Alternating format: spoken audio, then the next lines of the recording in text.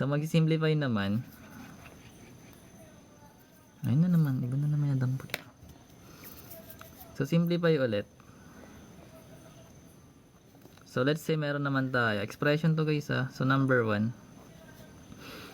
Let's say we have 4x plus x times 13 minus 7.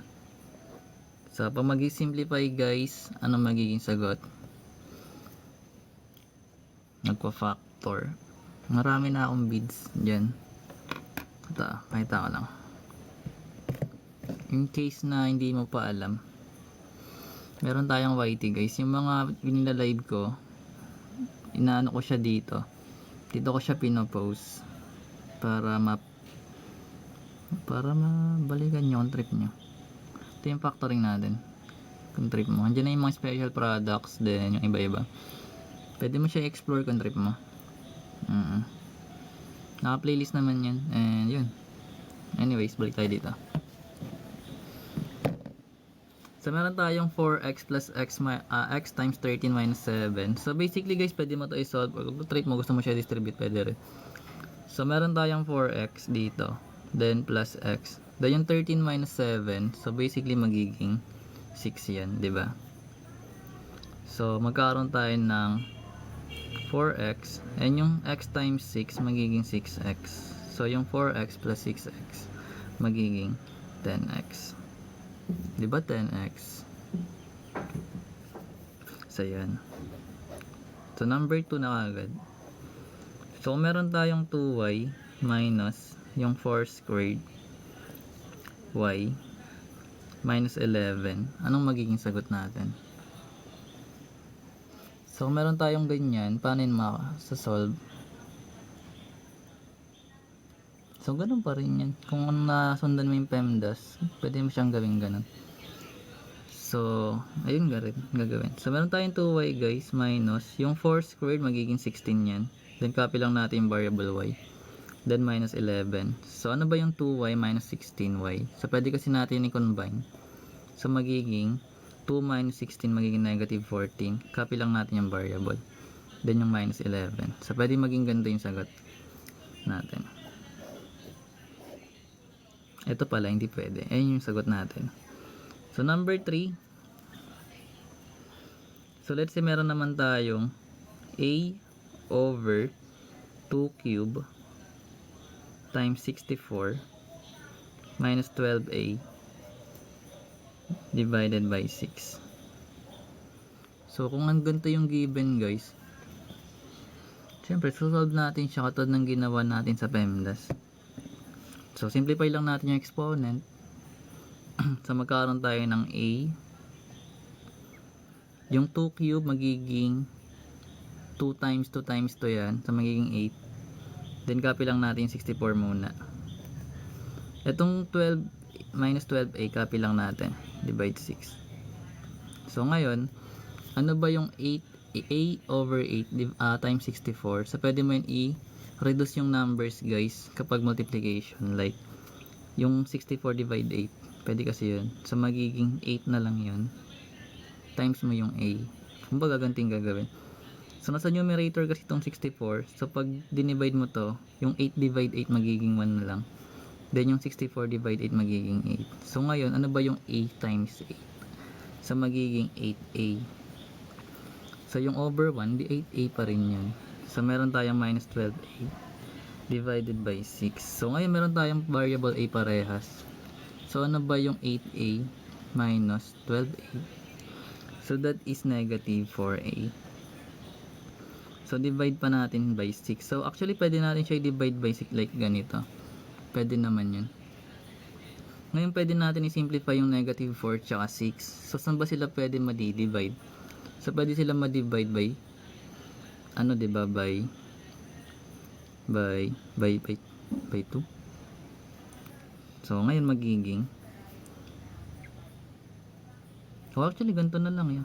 Pwede na to actually. Pero kung trip mo,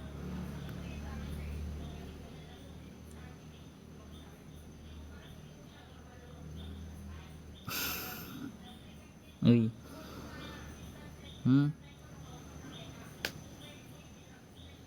Sa baba natin to. Hindi ba nagpalo sa PEMDAS? We. Pero pwede yan. Dito mo solve, pwede yan. Ayaw nga, no. Sana ba ako? Ayaw nga, guys. No, ang galing talaga ni Achi. Magkakaiba ba yan? Nalito na eh. Wait lang. Tingnan ulit natin kung pagiging parehas. Wala nga, guys. Actually, dapat magiging ganito siya, oh. Ayaw nga, ang galing talaga ni Achi. Ayaw nga, ang galing talaga ni Achi nga. Pero ito guys, solve natin tong sa kabila.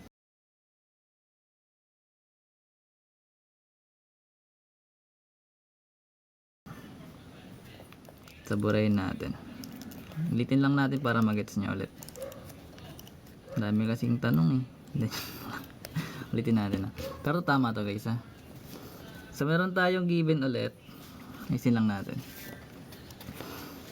So ito yung given. So meron tayong a over 2 cube times yung 64 minus 12a divide 6. So simplify lang natin 2 cube, magiging 8 yun.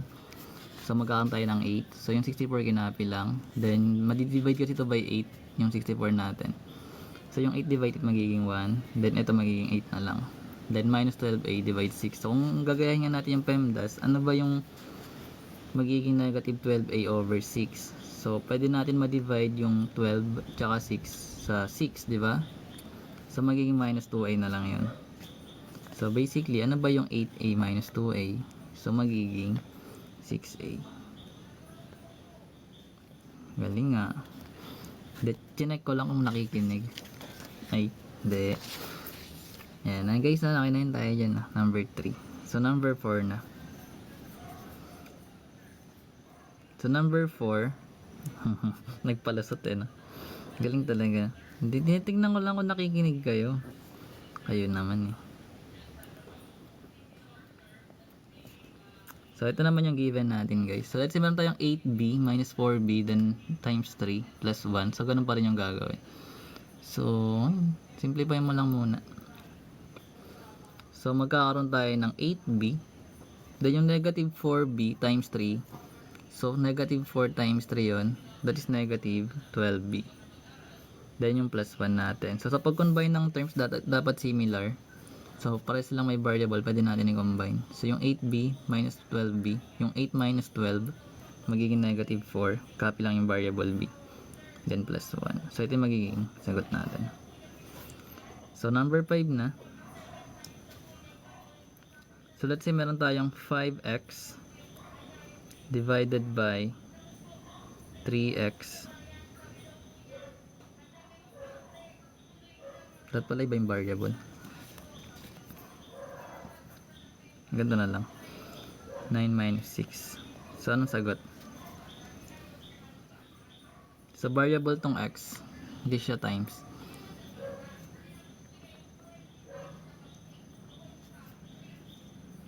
So magkakaroon tayo. Hindi nga yung times eh. Plus. Hindi nga yung times. Variable nga ni. Sa bagay. Pares lang pala. So 5x divide 3x times 9 minus 3 ha. So unahin natin yung parenthesis kung trip mo. Kasi pwede magkakaroon tayo ng 5x divide 3x. Then yung 9 minus 6 magiging 3, diba?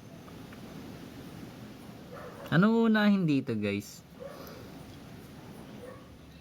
Ito distribute or ito magulo to minsan eh. Anong sagot dito? Divide or yung times? Or ito muna kasi naka-parenthesis. Boy. Di ba maraming gantong ano? From left to right? Oo nga. Distribute tapos combine. So sabi ng isa natin guys, so nga na pwede naman yung ganon. Ibig sabihin, sabi niya, marami nagde-debate sa ganun do eh, no? Actually pwede mo, sabi ng isa, ganito gagawin mo. 5x divide, yung 3x times 9, pwede mo distribute, magiging 27 pala. 27x minus 18. 5x. Then tsaka na mag-combine like terms. Or unahin mo yung eto, divide. So yung 5x divide 27x, you can write it like this. Then yung minus 18x. So maka-cancel to. Parang ganito yata yung gusto niyang sabihin.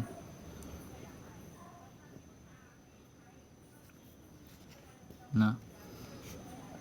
Pero ano ba talaga? Magulo eh, no? 5/3. Pwede naman ganito kung gusto mo naka-divide. Pwede mo kasi ito i-write ng ganito. Naka-times kasi ito eh. Ganyan. Pwedeng ganyan yan eh. Diba? So ano magiging sagot? Magiging 5. Maling talaga ni Achi guys. So may eliminate tong variable x. So yung 5, ito kasi nasa denominator tsaka sa numerator, maka-cancel din siya. So ibig sabihin, matitira dun is 5. Katulad ng ginawa natin dito sa pag-simplify. So pwede mo siyang gawing ganun. Maka-cancel lang yan. So maka-cancel tong variable, maka-cancel yung 3, matitira yung 5. Ito yung magiging sagot natin. Tindihan yan. Ulitin ko para maintindihan. So meron tayong given na 5x divided by 3x times 9 minus 6. So unahin mo to i-solve na 9 minus 6. So magiging 5x divide 3x times 3. So dahil naka-divide to, pwede mo siya i-rewrite as 5x divide yung 3x times yung 3. Wherein pwede mo ma-eliminate yung x kasi i-divide yun. Magiging 1 na lang. Tapos yung 3 sa denominator sa numerator pwede ma-eliminate or ma-reduce. Kasi pwede silang ma-divide by 1. So matitira dun is yung 5. Kakain na to si Lola.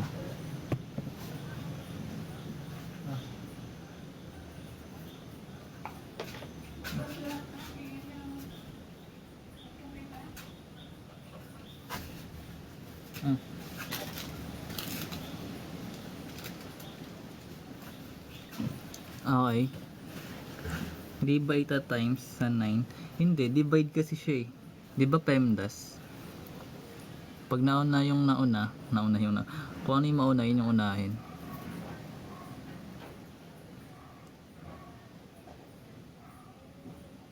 Mamaya try ko yung panahon din. Okay, shoutout daw kay Jason. Kaya mo yan. Wala ka namang ibang Jason. So meron tayo number 5, number 6 na. So let's say meron naman tayong 7c. Ay, ba't 7? 7 pero z na sulat. So meron tayong 7z minus 3 plus z, then times, ganito na lang yung times natin, tuldok, then 6x 6 squared. Yan, ito naman yung given. So meron naman tayong 7z minus 3 plus z times 6 squared. Ano naman magiging sagot?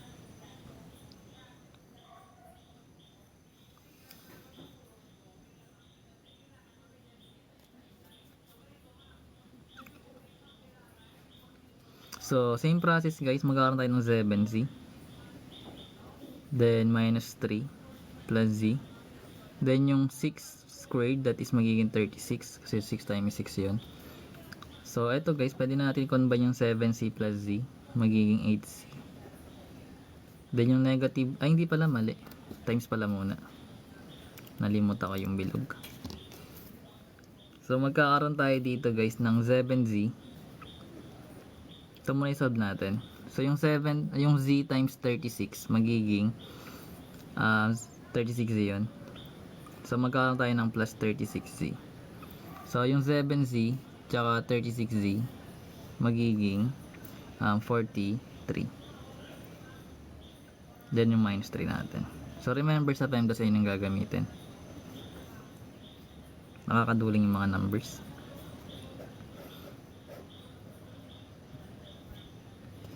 Ayun, yun yung ginagawa. So may space pa tayo, number 7. Pusin lang natin na.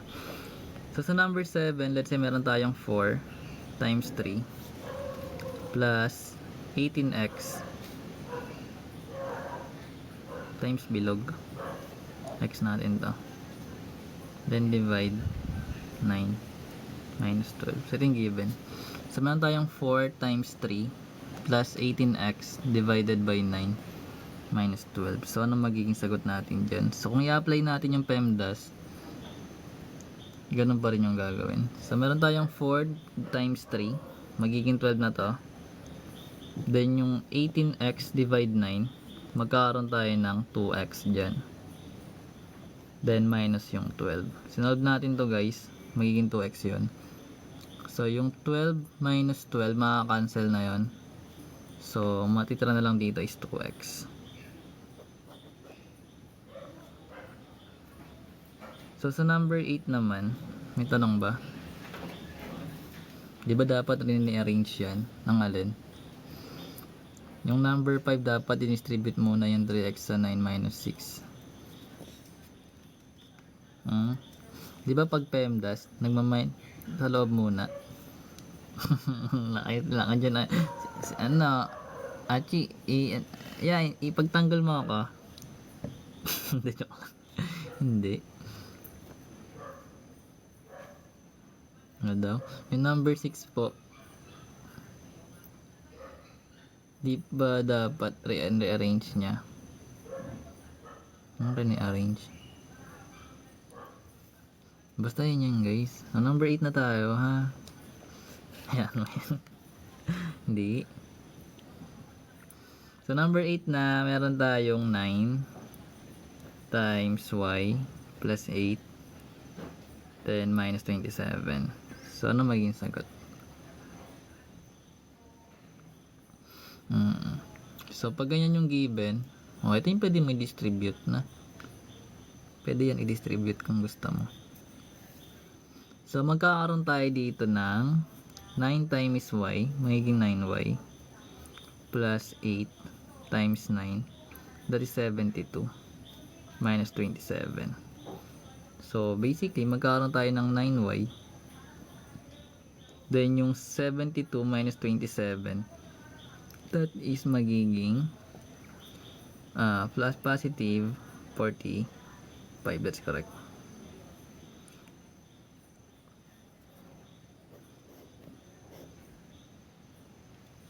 So number 9, saan na tayo? Ito na. So what if ganito naman yung given? Let's say meron tayong 9t over 6 minus 4 then naka times 2.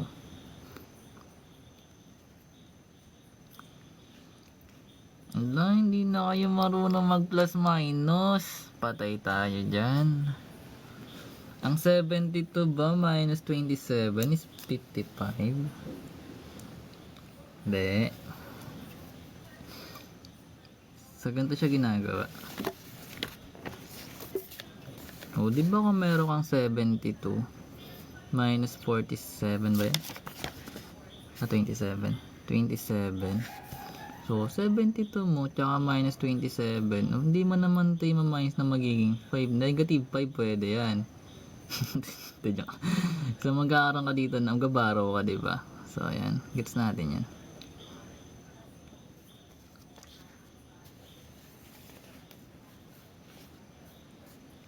Yung number 5. Ala kaya, sagot to niya eh. Ala kaya, bahala ka dyan niya.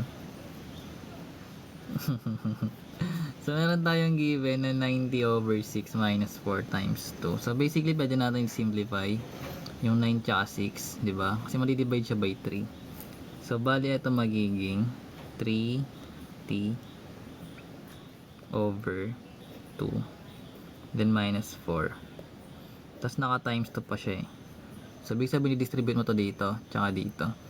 So basically guys, itong to pag distribute mo dito sa kabila, may eliminate to. So matitira na lang is yung 3t. Then yung 2 times negative 4, that is negative 8. So ito yung magiging sagot natin.